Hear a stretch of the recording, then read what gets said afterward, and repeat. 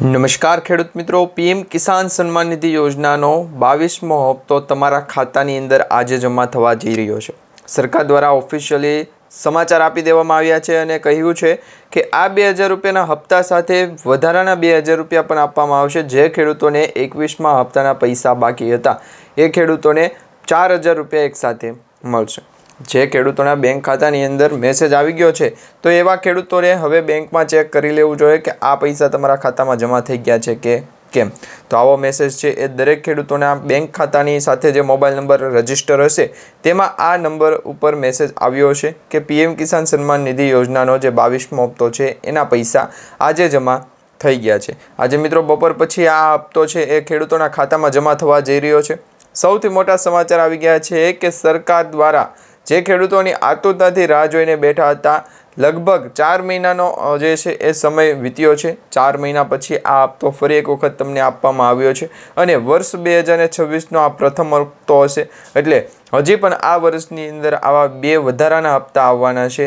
તે કઈ તારીખે આવશે એના વિશેના પણ તમને માહિતીના સમાચાર જણાવી દઈશું। ખાસ કરીને ગુજરાત રાજ્યના જે ખેડૂતો છે એ અને બીજા અન્ય રાજ્યના ખેડૂતોને પણ આ વિડીયો છે તમે શેર કરી શકો છો, કારણ કે પીએમ કિસાન સન્માન નિધિ યોજના એ ભારત દેશના લગભગ 9 કરોડ અને 50 લાખ જેટલા ખેડૂતોના બેંક ખાતામાં પૈસા મોકલે છે। આ યોજના અંતર્ગત લગભગ 18,630 કરોડ જેટલા ખેડૂતોના ખાતામાં પૈસા ટ્રાન્સફર થાય છે। એટલે આ જે રકમ છે એનો આંકડો બહુ વધારે છે। એટલે ખેડૂતોના ખાતાની અંદર અમુક ખેડૂતોને આ હપ્તો વહેલા મળી જશે।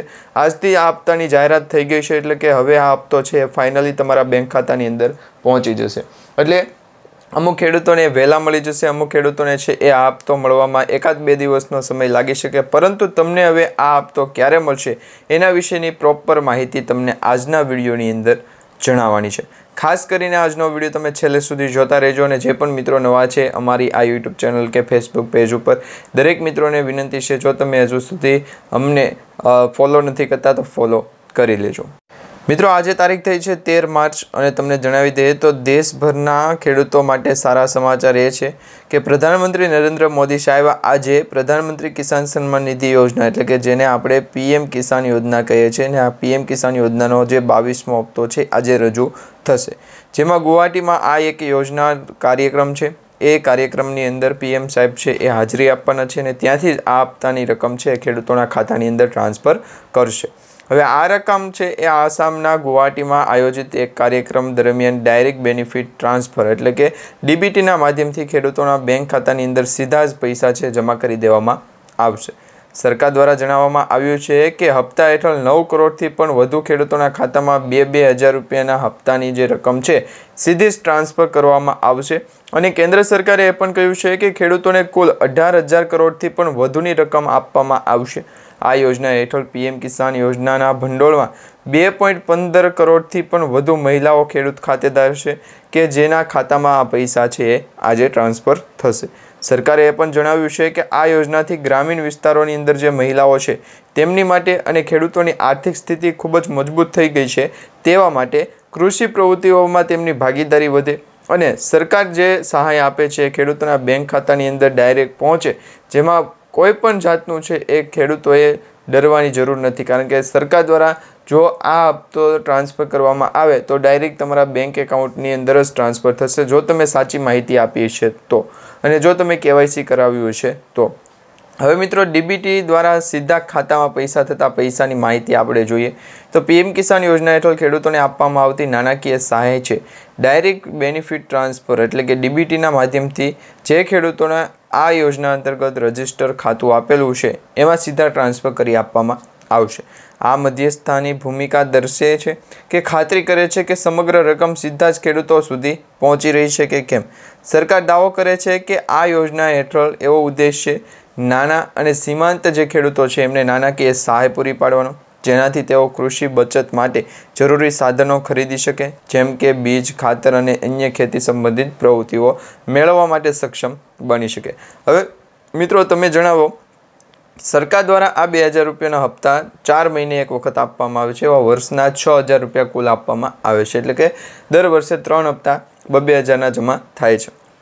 તો શું આ 2000 રૂપિયાથી ખેડૂતોને બીજ, ખાતર કે અન્ય ખેતી સંબંધિત કોઈ પણ કામકાજ હશે તો એમાં આ પૈસા છે એ ઉપયોગમાં આવશે કે નહીં? શું તમારું કહેવું છે? અને એ પણ નીચે કમેન્ટ બોક્સમાં જણાવી દેજો કે સરકાર તરફથી જો 2000 રૂપિયાનો હપ્તો આપવામાં આવતો હોય તો એ હપ્તાની અંદર વધારો પણ થવો જોઈએ કે નહીં? 2000 રૂપિયાની જગ્યાએ 4000 રૂપિયાનો હપ્તો મળવો જોઈએ કે નહીં? ઘણા બધા ખેડૂત મિત્રો કમેન્ટ કરીને જણાવી રહ્યા છે કે 2000 રૂપિયાના હપ્તા કરતાં જો ખેડૂતોના બેંક ખાતાની અંદર દર વર્ષે લગભગ 10થી 12000 રૂપિયા સુધીના જે ખેડૂતોને સહાય મળે તો સરકારનો આભાર વ્યક્ત કરી શકાય, કારણ કે જે 2થી 1000 રૂપિયાની જે હપ્તાની શરૂઆત થઈ છે તો એના લગભગ હવે 7 વર્ષ થઈ ગયા છે.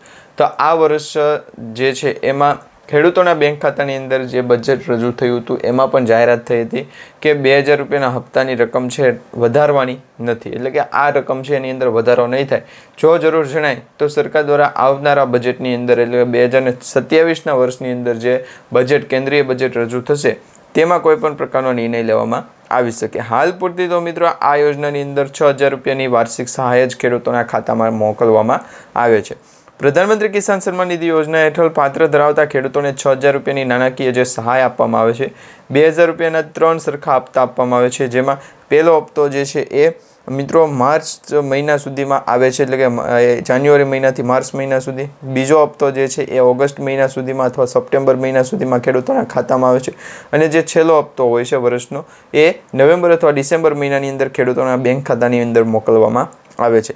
તો આ વખતનો પહેલો હપ્તો 13 માર્ચ 2026ના રોજ જમા થઈ ગયો છે. હવે પછીના હપ્તા છે એ કઈ તારીખે આવશે એ પણ તમને આવનારા સમયની અંદર જણાવી દઈશું. આ યોજના દેશભરના જમીન માલિક ખેડૂત પરિવારોને આવક સહાય પૂરી પાડવા માટે શરૂ કરવામાં આવી છે. તેના દ્વારા લાખો ખેડૂતોને પહેલાથી સીધો લાભ મળે છે. હવે લાભ મેળવવા માટે આવશ્યક શરતો શું છે? તો સરકાર દ્વારા કહેવામાં આવ્યું છે કે નવા PM કિસાન યોજનાના ફોર્મ અત્યારે ભરવાના શરૂ થઈ ગયા છે. ખેડૂતોનું આધાર કાર્ડ છે બેંક ખાતા સાથે લિંક હોવું જરૂરી છે. KYC છે એ કરેલું હોવું જોઈએ. જમીનના રેકોર્ડ છે એ સરકારી દસ્તાવેજમાં યોગ્ય રીતે નોંધાયેલા હોવા જોઈએ. જો આ શરતો પૂર્ણ ન થાય તો ઘણા ખેડૂતોના હપ્તા છે એ રોકી દેવામાં આવી શકે છે. યાદીમાંથી ઘણા બધા ખેડૂતોના નામ પણ કાઢી નાખવામાં આવે છે. જે પણ ખેડૂતોએ આ વર્ષે PM કિસાન યોજના વિશે જે છે એ KYC નથી કરાવેલું તેમ છતાં પણ આ હપ્તો મળશે કે નહીં? તો મિત્રો આ હપ્તો KYC વગરના ખેડૂતોને મળવાનો નથી.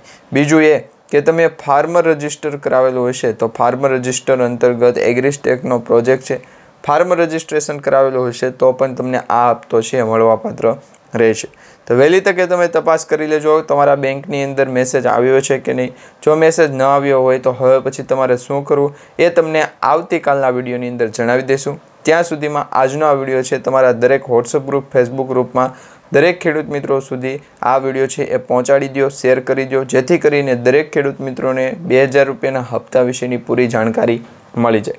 જે ખેડૂતોના બેંક એકાઉન્ટમાં હપ્તો નથી આવ્યો એમના પણ છે એ માહિતી મળી જાય. આવનારી કાલની અંદર નવા માહિતી અને નવા વિડીયો સાથે આપણે ફરી એક વખત મળીશું.